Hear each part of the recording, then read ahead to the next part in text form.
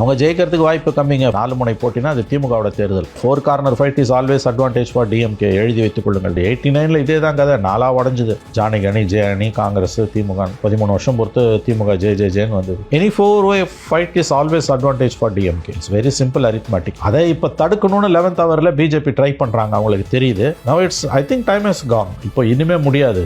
Time is up. இப்போதைக்கு அது unless some miracle happens, பேரதிசயம் நிகழ்ந்தால் ஒழிய திமுக 2வது முறை ஆட்சிக்கு வருவதை கண்டிப்பாக பிஜேபியால தடுக்க முடியாது. unless some miracle happens. Either it will be a simple majority or there will be hung with this DMK single largest party. Somehow they will manage. அவங்க India block or DMK secular progressive அலையன்ஸ்ன்றாங்க தமிழ்நாட்டில் அதுக்கு பேரு. They will manage to keep the government. அவங்க ஆட்சியை காப்பாத்திப்பாங்கன்னு தான் எனக்கு தோணுது. இட்ஸ் நம்பர்ஸ் கேமுங்க, வேற ஒன்றும் கிடையாது. இது ஒன்றும் பெரிய கம்பசூத்திரம் கிடையாது. இது இண்டெக்ஸ் ஆஃப் பிரணாராய் சொல்வார், index of opposition unity. Index of opposition unity இல்லைன்னா ஒரு ரூலிங் பார்ட்டியை நீங்க பதவியிலேருந்து இறக்க முடியாது. ரூலிங் பார்ட்டிக்கு எதிராக இருக்கிறது ஒன்னா இருந்ததுன்னா மட்டும்தான் தோக்கடிக்க முடியும். 2-way ஸ்பிளிட்னா கூட ஓரளவு சமாளிக்கலாம். It is 3-way split. சீமான ஒரு பக்கம், என்டிஏ ஒரு பக்கம், விஜய் ஒரு பக்கம். இன்னைக்கு சசிகலா கட்சி ஆரம்பிக்கும். சசிகலா, ராம்தாஸ் அவங்க பார்த்தாங்கன்னா தென் மாவட்டங்களில் ஒரு 30 தொகுதி, இங்க ஒரு 10-15 தொகுதின்னு ஒரு 40 கான்ஸ்டுவன்சிஸ்ல அவங்க உடைச்சாங்கன்னா, ரெக் பண்ணாங்கன்னா கூட it will be a DMK's election. அப்படிதான் எனக்கு தோணுது. நல்லா இது கோட்டை விட்டு நிற்கிறாங்க அவங்க.